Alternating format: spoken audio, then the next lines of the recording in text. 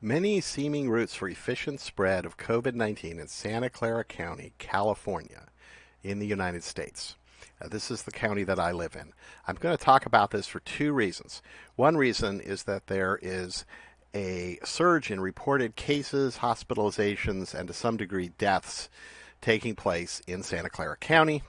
This is not at all surprising despite the hyperbolic headlines and reporting, and this is why, because actually it's quite easy for it to spread in Santa Clara County. There is a second reason, which is that to date, so far, and today is January 17th, 2020, the total number of reported deaths from COVID-19 in Santa Clara County is not unusually high compared to expected deaths that would be attributed to pneumonia and influenza in 2019 and previous historical years.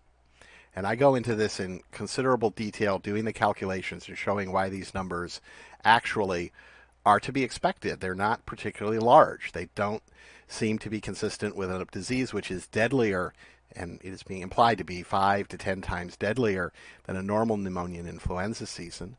And we don't seem to have seen this in Santa Clara County. That was true way back when I first looked at the Santa Clara County numbers in March and April, and it still, despite the headlines, continues to be true. Now note that in the last week or two, this red thing here was added to the dashboard for cases and deaths. So this is deaths, which is much smaller and much less scary, actually, than the cases or hospitalizations, which could be very susceptible to testing. In other words, the testing has gone up enormously. That means many more people are getting these frightening diagnoses that they, quote, have the coronavirus, the COVID-19. And have can just mean they have RNA wreckage left over from exposure to something, either the COVID or other coronaviruses or who knows. But they've added this recently. Due to the high volume of deaths under investigation and delays in reporting to the county, deaths may be temporarily undercounted. And that wasn't here a week or two ago. I don't know what to make of that, but I wonder if it's in response either to my posts or simply many people, anyone, and there are tons of data scientists and analysts in the Silicon Valley in Santa Clara, California, Santa Clara County, who are, if you drill down and look at these numbers, they show exactly what I described, something which is not inconsistent with historical experience with pneumonia and influenza deaths. It might be a little bit higher because Santa Clara County is a bit younger than the rest of the country, things like that, but basically it's in the right ballpark. These deaths are not out of line with what you expect for a county, a large county with 1.9 million people, about 16,000 people dying each year from various causes, and 6 to 10% of those deaths will have pneumonia as one of the causes of death, pneumonia and influenza. So it's not surprising to get these kind of numbers, and they are seasonal. They go up, especially in the winter, in the rainy season here in Santa Clara County. So let's go back and discuss this further. So again, the point that we're making here is twofold, that this seemingly large increase in cases, seasonal increase, is not surprising because social distancing and masking measures would not be expected to work in this area, even if in principle they work for reasons I'll explain. There are many seeming routes for efficient spread of COVID-19 in Santa Clara County, California. Probably in other counties, but I live here. I'm familiar with this. I'll show some pictures of what I'm talking about. Secondly, given that in fact there are easy ways for the disease to spread, despite the supposed, non-pharmaceutical interventions, the lockdowns and all of these other measures, why are there so few deaths? This is very few deaths. Of course, it could mean the disease isn't very deadly, but why is it deadlier in other jurisdictions? So let's go through these many seeming routes. Now, one of the things that's going on is their construction projects. So Santa Clara County has a big business in building luxury apartment buildings for people that work at Google, at Apple, and these other high-tech Silicon Valley companies. I live right across the street from one of these. It was shut down for 3 to 4 weeks in May and came right back. It has at least a dozen workers. I've seen them in close proximity early in the morning, and they work inside where it's easier for the disease to spread all day from about 7:30 in the morning until about 4:30 in the afternoon, every day, 5 days a week, 40 hours a week. There are many projects like this. They are enabled under the so-called lockdown, the emergency operations orders, and mandatory directive for construction projects. This directive does not shut down these luxury apartment complexes. It provides some limited precautions, which it's difficult to see how they would stop this from spreading through the workers. And of course, housing workers may work on other projects and interact in a work environment. There seems to be a strange belief that predominantly Mexican American or Latin American workers in apartment buildings and apartment complexes and construction and a whole range of menial tasks, somehow it doesn't spread through these people, right? This is ridiculous. And here they are. Here's a whole bunch of them coming into work early around 7:30. You can see the piles of these guys. This was done in August, but they're still doing this today, or not today, it's Sunday, but actually during the weekdays. They are coming in the morning, lining up to go in. They go inside this structure here, and they're in close proximity. I've seen them in close proximity. I don't see how you can stop the thing from spreading through these folks. I'm not cutting them down. I'm glad they have a job. I don't want them not to have a job. I'm just pointing out that there's no way that this is working. Here they are, for example, outside, several of them in close proximity. Okay. The second thing that's happened is all sorts of smaller stores, restaurants, etc. have been closed, which causes everybody to go to these big box retail stores, predominantly like Safeway, Target, and Walmart. Here we see at least 30 cars, and this is early on a Monday, so there's many more later in the day. All these people go into this enclosed building. They're shared spaces and surfaces where the virus should spread. And I want to point out that when you go inside a grocery store, there are certain items like milk that everybody gets, or a very high percentage of people get.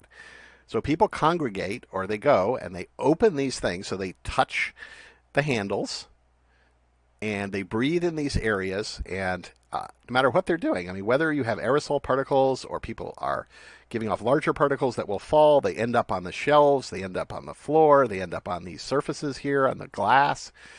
And of course, in my estimation, these things spread through aerosol particles, which are now floating in the air in these enclosed buildings. No matter how you think the thing is spreading, and remember, viruses are tiny. They are around 1,000th the diameter of a human hair. They are invisible. You cannot see them with the most powerful optical microscopes. The best microscopes cannot see them. Only electron microscopes in very controlled conditions can even see them. They are so tiny, you have no idea where they are. They can spread very, very easily. Here, I wanted to show this because people are not going to restaurants. This is an area with a lot of young single people who work for these high-tech companies. They're immigrants. They're people from other parts of the country and the world. They come here and they eat out a lot at the restaurants, but instead of doing that, they're now getting TV dinners and things like that. So they all go to the TV dinner place and open the door. And so these big box stores, which are a handful, so you have literally thousands and thousands of people every day going to a few giant stores that service an entire city like Mountain View, where I live, and they're all going in there. There are hundreds of people in these stores at any given time. And keep in mind, the incidence of the disease is a few percent. So if you have 100 people in a store, and these larger stores have these kind of numbers, you've got a person in there, probably a couple people in there, who have an active, theoretically, if you believe the tests, have an active infection.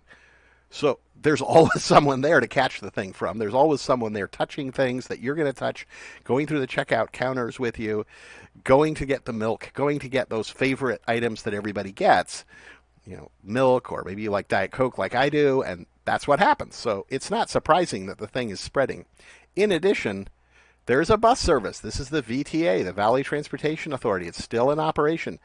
Every day, the essential workers, like the folks at the construction project across the street from me, or all the people at the checkout counters at that Safeway and that Target and that Walmart, most of these people, many of these people don't have a car. They take the bus, and they're all sitting together.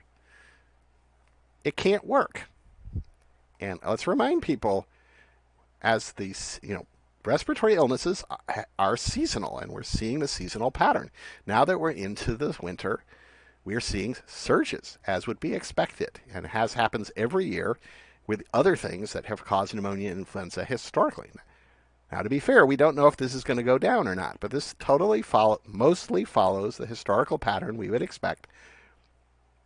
Lo and behold, the disease is happily spreading The so-called lockdowns, the masks, all of that are not working. And it's no surprise. Even if in principle the masks and lockdown measures could work, again, we have large numbers of people working in close proximity in construction projects, in Safeways, in Targets, in Walmarts. We have everybody going to these big box stores, same central location.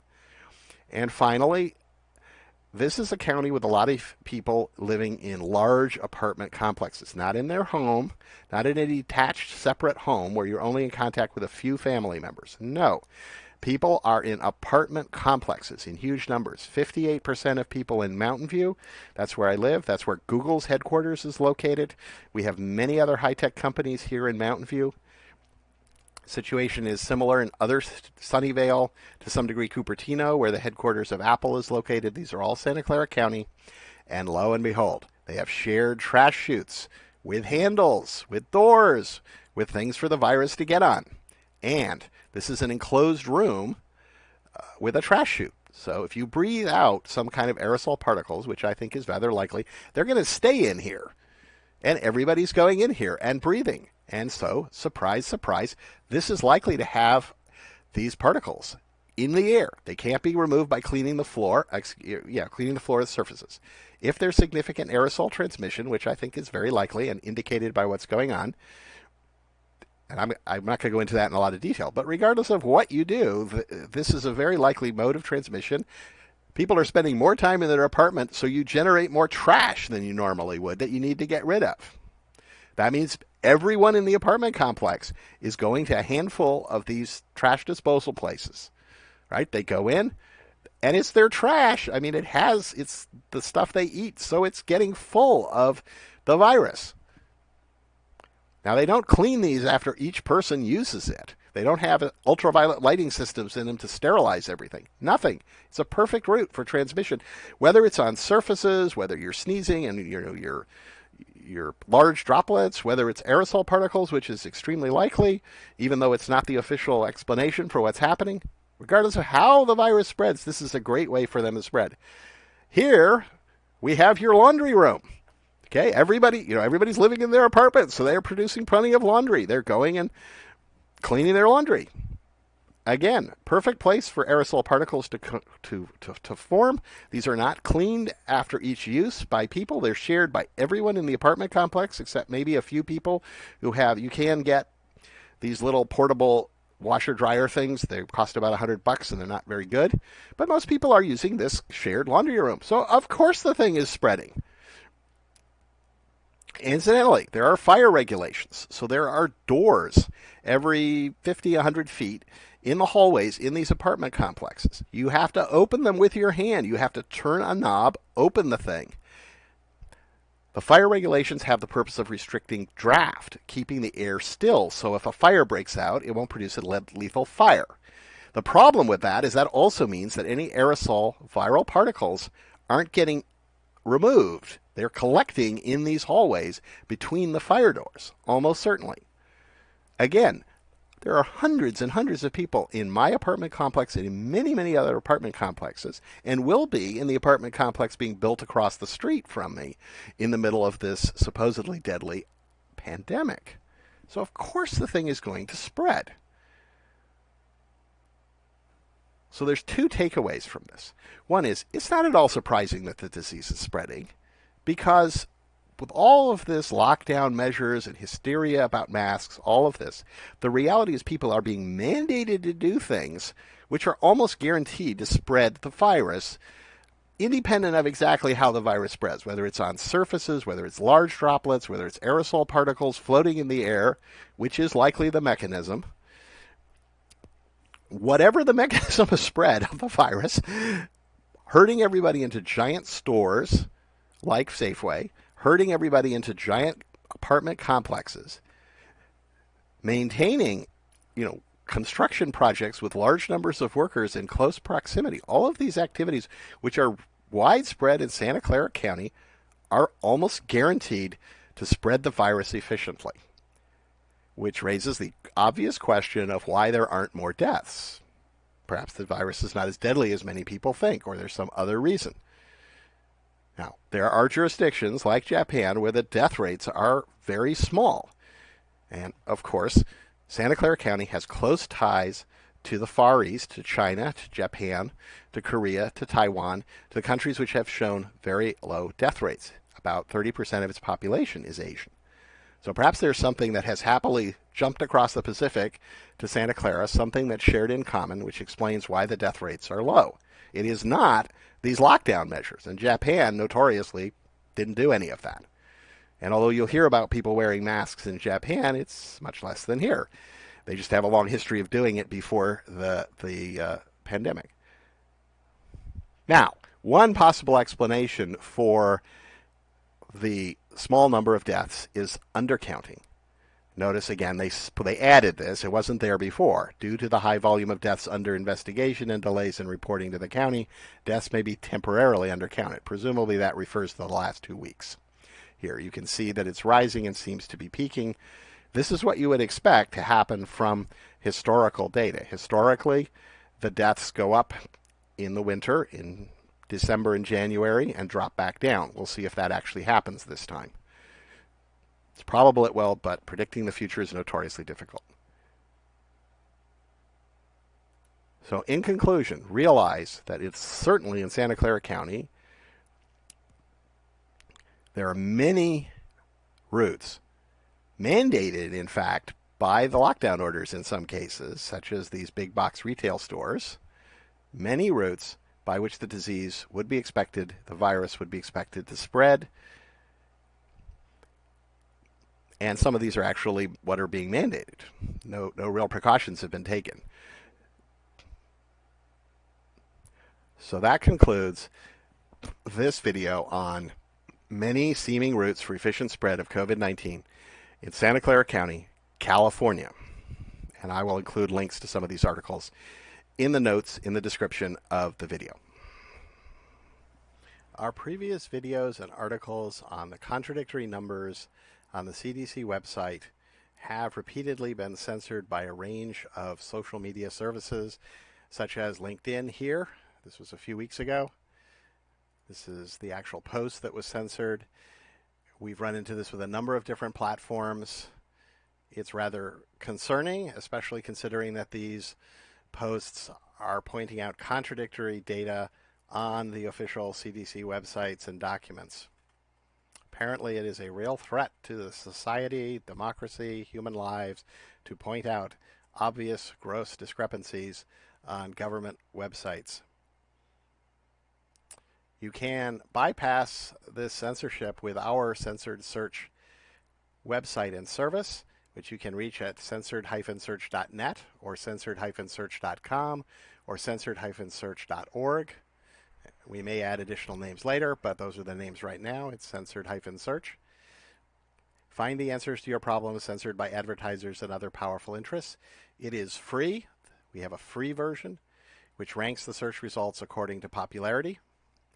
That is how many other websites link to the page, the search result. You can also pay and get more control and transparency into the algorithms. You can get access to more advanced artificial intelligence algorithms that look through the censored content and try to identify pages that are censored because they contain factual, true information, and separate those out from other ones which are not so useful. A popularity contest cannot always do that correctly, and popularity contests can be manipulated in various ways. Thus, check out censoredsearch.com, censored-search.net, censored-search.org. This concludes this video presentation. If you like this video, please click like. Please click subscribe and the notification bell if you would like to receive more content from us.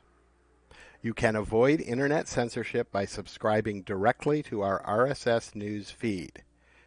Please consider sharing the link by email and on your website or blog, in addition to liking, upvoting, or sharing on increasingly censored, advertising beholden, big company social media. We have encountered such censorship. Mathematical software is developing algorithms and software to automate data analysis, reducing the risks of costly errors and increasing the predictive power of the results.